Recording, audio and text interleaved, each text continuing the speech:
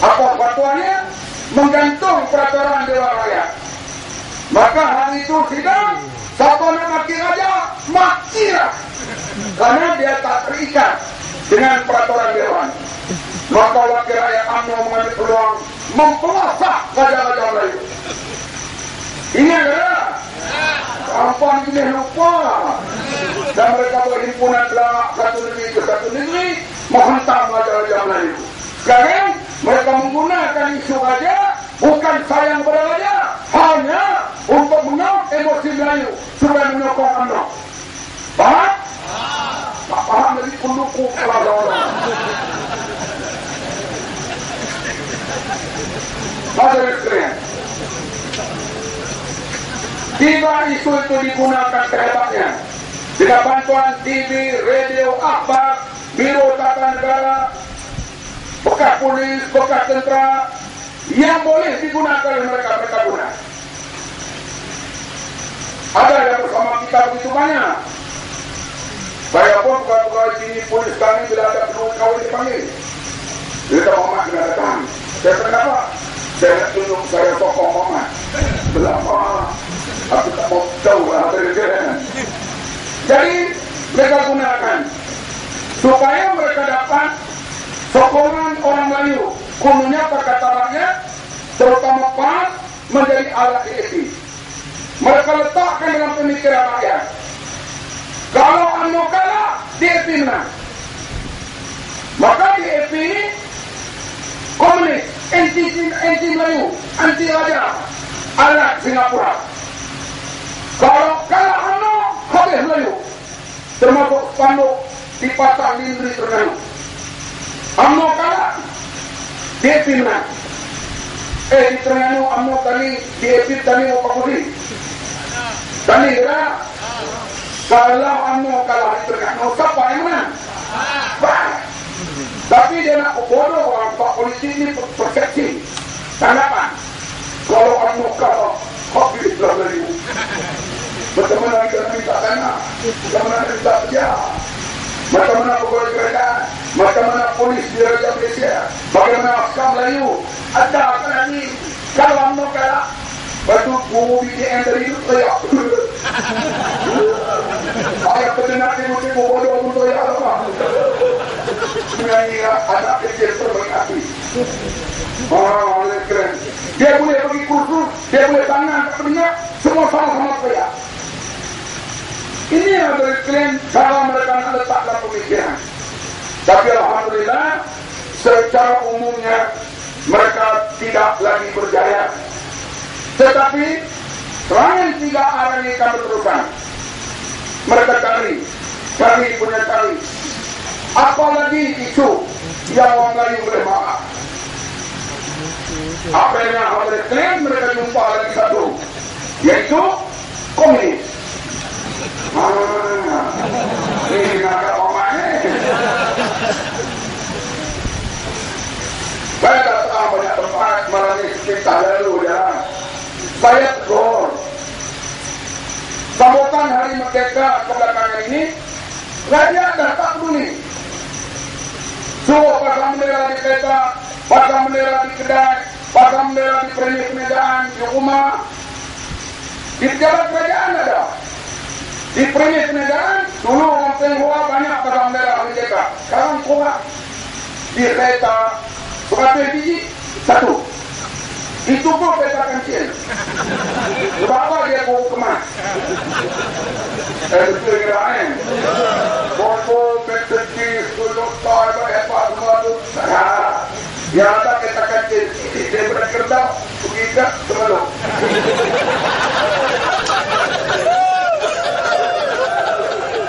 Jika dia pergi ke pasar tepi sungai itu, dia teruki. Aku tokang. Balik tengok, ada. Yang ada, lori bawa tanah, lori bawa pakai. Yang banyak pasang merah. Kenapa?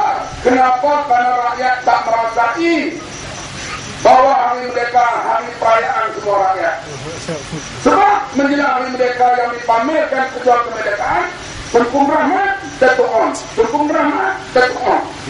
Saya kata dia, Ya, ketungan ada Tuhan, okey, nak tetap mereka perjuangan kemerdekaan.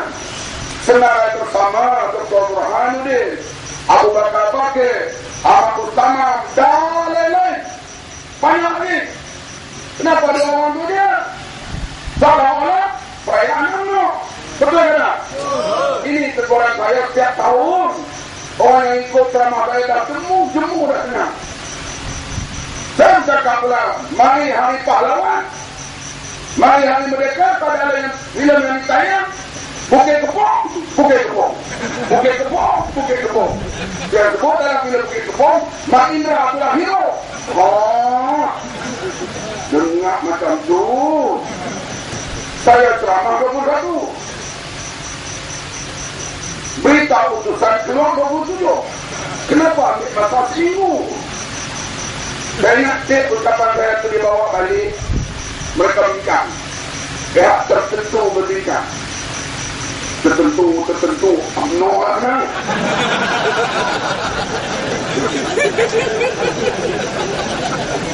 Barangkali mereka bincang, dia kata yang ini boleh dijadikan isu ini. Keluarlah hari sekalian 27 hari bulan. Lepas minggu dia ucap. Muka depannya, Mak Sabu hina pejuang. Aku kata di mana. Saya tak baca utusan, kawan telefon. Hari kedua, keluar muka depan lagi. Pejuang kata terhina. Dengan nama langkau di muka depan. Apa langkau? Ingat nama itu? Kanang langkau. Kemudian wartawan telefon saya, Mamat kata, apa sebenarnya? Saya kata 21 hingga 27, banyak ceramah. Tak kira sebelum maghrib, ceramah di lepas terawih, ceramah. Saya tak ingat apa sebenarnya saya kata, saya kena ingat itu utusan keluar muka depan. Mak Sabu tak ingat.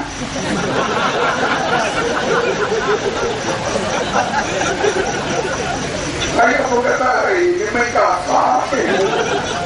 Lepas tu datang ayah. Saya kata, kawan-kawan lah, kata, cobalah paman ni mentah-mentah perut ni. Ada yang kadangkan saya ditarik kerajaan. Ada yang kadangkan saya dibuang saja ke Cina Selatan.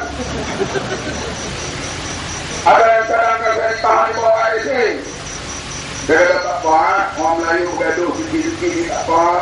Malah raya nanti selesai lah tu. Sebab orang Melayu ni dia tak boleh jumpa raya. Walaupun dia bermusuh macam mana pun, dia jumpa malam raya, pagi raya dia keluar. Betul ke tak? Sebab saya ada seorang kawan budak kampung saya. Dia tinggalkan anak isteri selama lebih 6 bulan. Dia pergi kerja di Johor. Dia tak bagi nafkah, dia tak balik, dia tak melawat. Dan isterinya nak bawa pergi tuntut cerai, paksa. Mak untuk letter. Ni si suami ni tak balik. Si suami ni duduk dengar saya ceramah dulu. Dia kata, aku balik malam raya. Dia balik dulu. Sebelum raya dia tidur rumah kawannya. Ketika malam raya sedang balik ketupat, takbir bunyi Allahu Akbar Allah dengan nada yang sedih itu, dia balik. Dia ketuk pintu. Ketuk pintu, suami isteri dia bangun buka pintu. Apa ni tanya? Hilang habis 6 bulan dari ini. Bangsa-bangsa menantu pula. Badak kayau habis. Kata dia. Ini Melayu dengan malam raya. Saya dari sekalian tu anggap duk maki gaya dalam TV tu, malam raya putih aku. Tunggu tengok.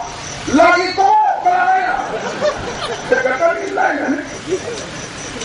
Esoknya saya dah dengar ucapan saya yang benar dengan utusan keluar berita. Wah, tipu. Saya pun telefon peguam supaya nak sama di mahkamah. Telefon peguam saya lah. Telefon dia kata nanti kita raya dulu. Raya lagi. Saya lah kemudiannya peguam kita saman ke di mahkamah. Tunggu bicara lah. Ujung-ujung umur saya ini insyaAllah saya akan jadi orang kaya. Kemudian dia keluar Mak Sabu cuba hidupkan pahaman komunis. Saya pergi ceramah di Bukit Indra Mahkota. Daripada jauh saya nampak gambar kalau cantik, segak pakai topi.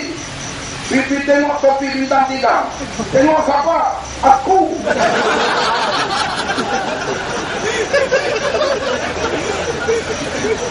Hari ini pun saya lagi tempat makan minum teh petang tadi di Temerloh bandar tadi ni. Dia sebar lagi di sana, dia letak di gambar cimpeng dan gambar mimpelek. Aku duduk di tengah. Dia kata hebat ni. Ada klaim inilah isu komunis coba dimainkan. Kononnya kita ni, saya ni menyokong komunis, maka PAS sekarang ini sebagai timbalan presiden PAS lunak dengan komunis, maka nak sokong komunis. Ini isu coba dimainkan. Akhirnya report dibuat bertimbul-timbul sampai 1000 report lebih. Kemudian seperti disebut oleh Tuan Man tadi, dipanggil para profesor sejarah dan sebagainya, bincang hal apa yang kita timbulkan sejarah kemerdekaan. Tiba-tiba Profesor Kongkang berkata Melaya tak pernah dijajah. Ini otak terbalik habis, serangan mereka tu pecah. Ada menteri marah, katanya apa ni apa silap ada orang bekas untuk Islam. Dia telefon saya, UMNO dulu. Mak, main minum pagi dengan aku kan. Saya pun kata, tak apa lah. Itu kira minum ni kan. Dia kata, kamu kena proof terang hal sejarah ini. Memang UMNO banget. Dia UMNO. Lah, bukan UMNO kecil. Menteri besar dulu. Kemudian, dia jumpa bekas Menteri Islam. Dia ni biasa pergi melawat Kem Rashid Maidin dan beri bantuan. Masa dia pergi melawat Kem Rashid Maidin dan beri bantuan di Selatan Siam, dia masih mengguna. Siapakah orang itu? Syahid Kasim. Dia jumpa dengan teman, aku masih bangga 2 jam terlawan pokok ini.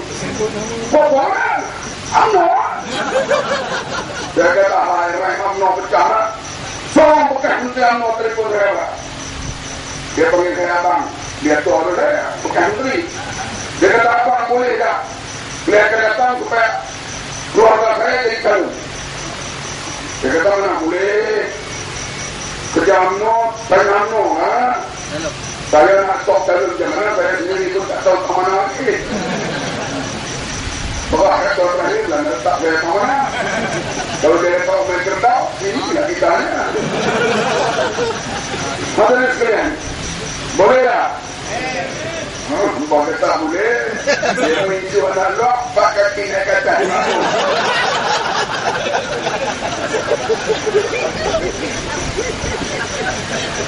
Kemudian dia kata bukan jadi calon UMNO, jadi calon PAS. Jadi calon PAS. Dia bersini saya nampak rank UMNO ini berpecah. Akhirnya mereka tak boleh tahan yang isu ini. Maka nak barangkali dia nak berhentikan, dia dakwa saya di mahkamah. Dakwa pula ikat jamin, pertama kali paling tinggi. Pendakwa minta 50,000, hujah, tinggal 15,000. Rogol orang pun ikat jamin 3,000 je. Ini bawah section 500, criminal defamation. Saya tanya kawan-kawan berapa ikat jamin. Lawyer beritahu, bawalah kalau 500, paling tinggi 2,000. Saya berkata kawan-kawan, kena bawa duit. Bawalah 3,000, pokok kira tinggi. Saya tak ada duit saya duduk dalam poket kawan-kawan. Duit kawan-kawan, tak duduk dalam poket saya.